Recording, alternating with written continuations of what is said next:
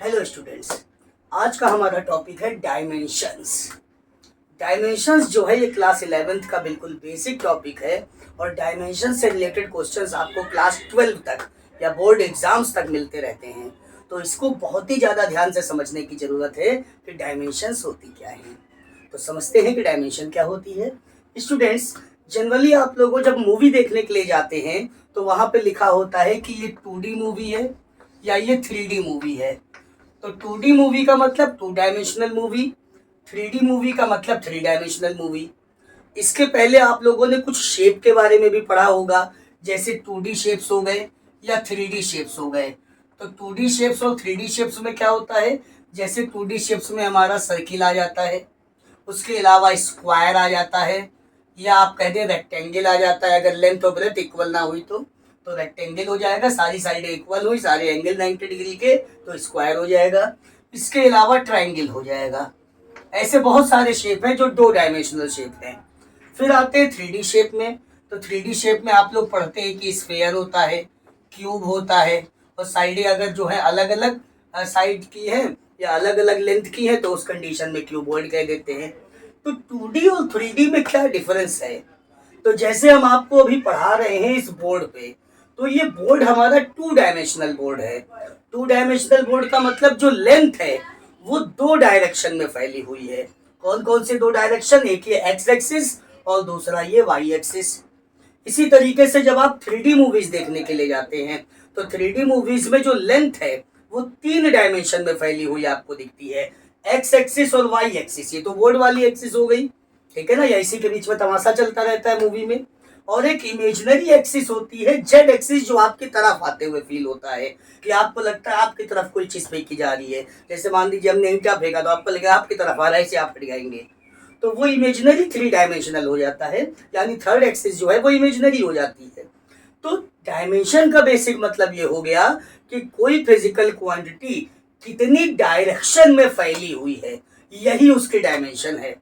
अब अगर हम सिंपल वे में बात करें कि भाई एरिया का बेसिक फॉर्मूला होता है लेंथ इनटू ब्रेथ। अगर हम कहें इसका यूनिट क्या होगा, तो यूनिट हो गया लेंथ का यूनिट। देखिए यहाँ पे लिखा हुआ है, फिजिकल क्वांटिटीज हमारी जो फंडामेंटल क्वांटिटीज है ये यहाँ पर लिखी हुई है विद यूनिट। तो लेंथ का यूनिट हो गया मीटर, और ब्रेथ भी क्या है, एक तरीके की लेंथ है, तो इसका यूनिट भी हो गया मीटर। यानी अगर देखा जाए मीटर स्क्वायर, यानी लेंथ जो है वो 2 डायरेक्शन में फैली हुई है। तो यानी जो हमारा बोर्ड है इसमें भी तो लेंथ 2 डायरेक्शन में फैली हुई है, तो हम इसको कहते हैं कि 2 डायमेंशनल बोर्ड है ये। तो जितने डायरेक्शन में फैला हुआ है यही क्या है, इसका डायमेंशन है। यही क्या है, इसका डायमेंशन है, यानी 2 डायमेंशन है इसमें। तो अगर हम आपसे कहें कि भाई डायमेंशन क्या होता है, तो आप सीधे सीधे बताएंगे कि डायमेंशन क्या होता है। डायमेंशन एक तरीके का पावर है, यानी डायमेंशन आर द पावर्स। और ये कहाँ के ऊपर लगे हुए हैं, ये मीटर का मतलब ये फंडामेंटल यूनिट के ऊपर लगा हुआ है। मीटर क्या है, लेंथ की यूनिट ही तो है। तो यानी dimension are the power which are placed, कहाँ पे प्लेस किए गए हैं, which are placed upon fundamental units. और क्यों प्लेस किए गए हैं, ताकि ये किसी फिजिकल क्वांटिटी के यूनिट को रिप्रेजेंट कर सके। तो ये मीटर स्क्वायर किसकी यूनिट को रिप्रेजेंट कर रहा है, तो मीटर स्क्वायर स्टूडेंट्स रिप्रेजेंट कर रहा है एरिया की यूनिट को। तो अगर आपसे कोई पूछे व्हाट आर डायमेंशंस, तो आप सीधे बताएंगे dimensions are the powers which are placed upon fundamental units to represent, क्या रिप्रेजेंट करने के लिए, to represent the unit of any physical quantity। ये डिफिनेशन हो गई डायमेंशन की। अगर इसी तरीके से हम बात करें भाई वॉल्यूम का, तो वॉल्यूम यानी लेंथ ब्रेथ हाइट तीनों चीजें उसमें रहेंगी। तो अगर हम कहें वॉल्यूम का फॉर्मूला, तो length into breadth into height basic formula. Unit क्या हो जाएगा, तो लेंथ का मीटर, ब्रेथ का भी मीटर और हाइट का भी मीटर, या हम शॉर्ट में लिखे तो मीटर क्यूब ही तो हो जाएगा। अब मीटर क्यूब का मतलब ये पावर ही तो लगी है, तो यही क्या है, यही डायमेंशन है, ठीक है ना। तो अगर कोई चीज वॉल्यूम में फैली हुई है तो उसकी डायमेंशन कितनी होगी, 3 डायमेंशन होगी। तो यहाँ पे जो 3 डायमेंशनल चीजें लिखी हुई हैं, इन सब का वॉल्यूम निकल सकता है। और जहां पे ये 2 डायमेंशनल चीजें लिखी हुई हैं, इनका वॉल्यूम नहीं निकल सकता, क्योंकि ये 2 ही डायरेक्शन में फैली हुई है, इनकी डायमेंशन 2 है। तो इनका मैक्सिमम हम लोग क्या निकाल सकते हैं, एरिया निकाल सकते हैं। तो आपने पढ़ा होगा सर्किल का एरिया पाई आर स्क्वायर होता है, स्क्वायर का एरिया साइड स्क्वायर होता है, और ट्रायंगल का एरिया बेसिक वे में राइट एंगल ट्रायंगल ले ले तो हाफ बेस इंटू हाइट होता है। वही अगर वॉल्यूम की बात करें तो स्फीयर का वॉल्यूम होता है 4/3 पाई आर क्यूब, और क्यूब का वॉल्यूम होता है बेटा साइड का क्यूब।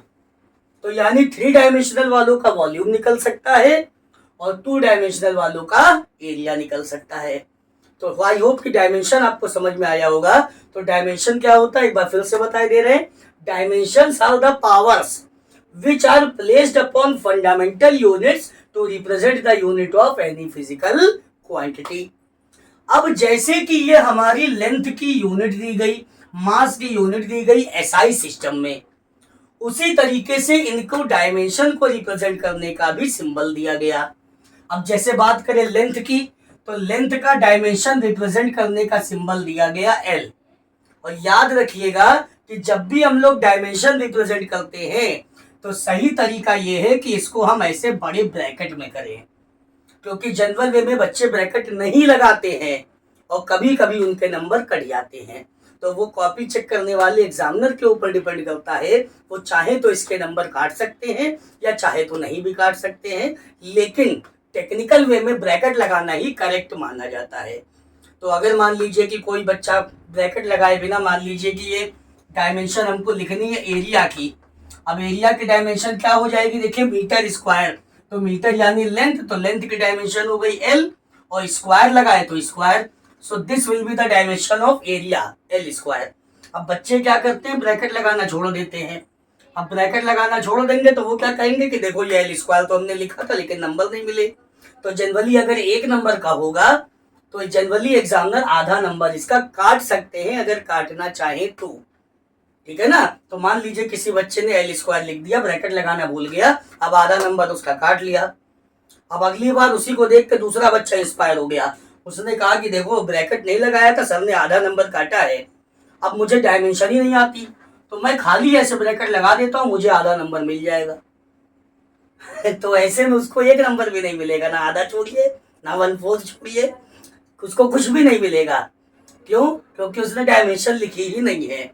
तो इसके बीच में डायमेंशन का लिखना भी जरूरी है, ये नहीं खाली ब्रैकेट लगा के चले आए, ठीक है ना। तो नकल के लिए भी अकल की जरूरत होती है, थोड़ा सा इस बात को ध्यान में रखने की जरूरत है। तो यानी एल स्क्वायर और bracket, this is the correct representation of the dimension of any physical quantity. अब इसी तरीके से अगर हम बात करें वॉल्यूम की, कि वॉल्यूम का डायमेंशन क्या होगा, तो वॉल्यूम का डायमेंशन क्या होगा, देखिए मीटर, मीटर यानी लेंथ का डायमेंशन एल हो गया और पावर क्यूब 3 लगी है तो एल क्यूब हो गया। अब इसी तरीके से देखिए मास का डायमेंशन दिया गया है एम, टाइम का डायमेंशन दिया गया है टी, इलेक्ट्रिक करंट यानी एम्पियर इसका डायमेंशन दिया गया है ए, टेम्परेचर यानी केल्विन इसके डायमेंशन को आप के से भी रिप्रेजेंट कर सकते हैं या किसी किसी बुक में ऐसे थीटा से भी रिप्रेजेंट किया गया है।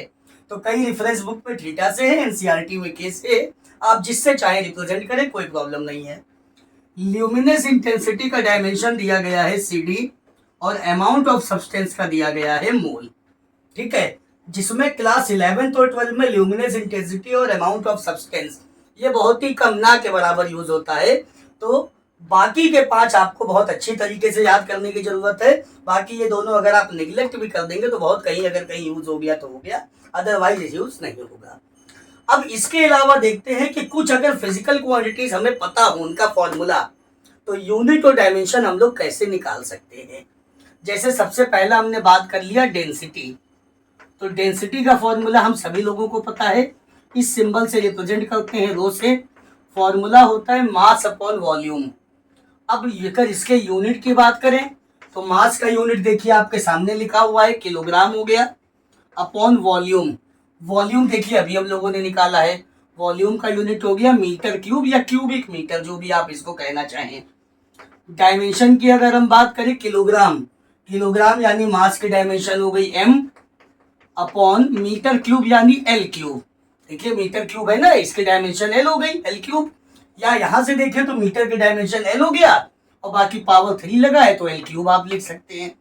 अब जब इसको हम सॉल्व करेंगे तो डायमेंशन बेटा अपॉन में नहीं लिखते हैं, इसको ऊपर ले जाएंगे तो एम एल की पावर -3। तो इस तरीके से डायमेंशन निकाली जाएगी। तो फंडामेंटल क्वांटिटीज ये हो गई हमारी 7, ये आपने पढ़ा होगा। यूनिट हो गए, डायमेंशन ये दिए गए हैं। आपको डायमेंशन सबका ध्यान में रखना है और जिस भी फिजिकल क्वांटिटी का आपको डायमेंशन निकालना होगा आप उसके फॉर्मूले में यूनिट्स रख देंगे और उन्हीं का करस्पॉन्डिंग डायमेंशन रखेंगे तो उस फिजिकल क्वांटिटी का डायमेंशन आराम से निकल के आ जाएगा। आई होप आपको ये लेक्चर समझ में आया हो। कोई प्रॉब्लम हो तो कमेंट सेक्शन में आए। Thank you.